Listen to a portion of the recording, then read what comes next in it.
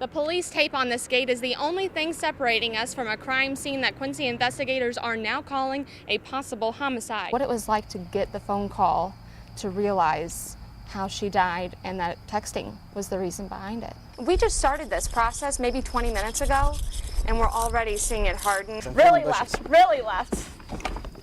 When it comes down to each kid, what they get to spend, about $60. We've already been rooting for the Quincy Gems this summer. Some great games going on, but one you're not going to want to miss is the All-Star game tonight. And that's against the military All-Stars. Right. Yeah, Dave Comer, Chicken Man, is out on the patio with us. We've got the garden here if you want to take a look just real quick. This is what we've already been doing the last few Fridays. A lot from the state capitol, including concealed carry here in Illinois. This decision very clearly has nothing to do with either open or concealed carry. It has everything to do with right to carry. Most states you can carry one way or the other. In Illinois, they have a complete ban on this fundamental right. You have no way to protect yourself in public places. Tuesday's ruling stems from two federal court cases consolidated in May 2011. Mary Shepard was left for dead in a brutal beating 3 years ago while working in her church. While she had a license to carry a gun in 2 states, she was prohibited from doing so in Illinois.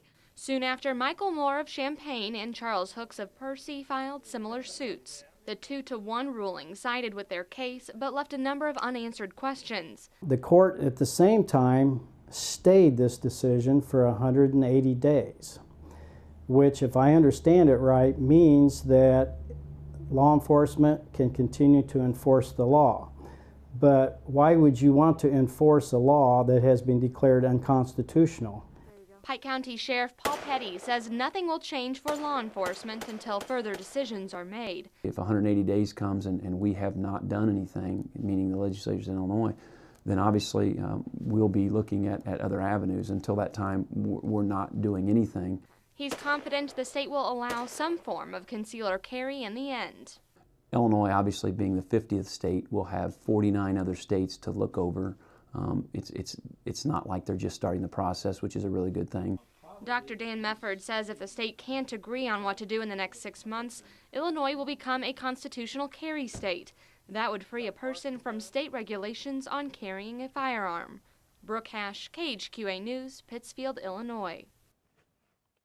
Honoring our veterans for the respect that they're due is one of the most important things that comes out of the museum. Bob Craig's story is one of thousands centered around the front lines of freedom throughout our country's history. His memories are part of a collection inside the All Wars Museum on the campus of the Illinois Veterans Home in Quincy. I think it's something that needs to be done. There's been so much sacrifice for this country. More than 5,000 artifacts date back to the 1600s.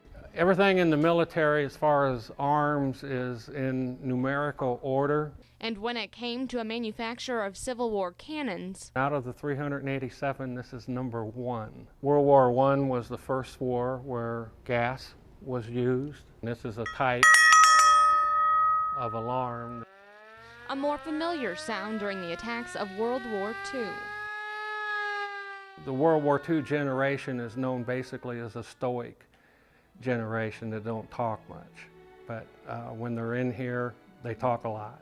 Lifelike dioramas depict soldiers on the ground during the invasion of Normandy in 1944.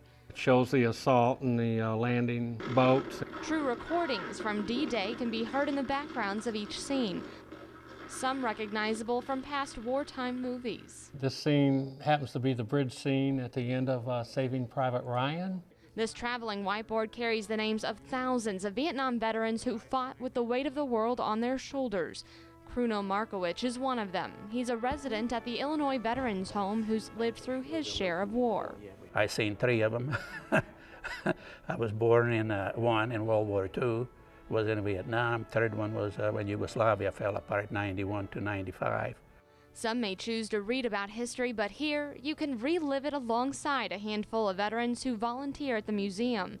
With our current armed forces overseas, you're guaranteed to find an ever-changing memorial for the present war on terrorism. We have had a lot of stuff come in from the returning vets from Iraq and Afghanistan. We actually have a piece of marble from one of Saddam's palaces, and then also parts of a crystal chandelier in one of his palaces.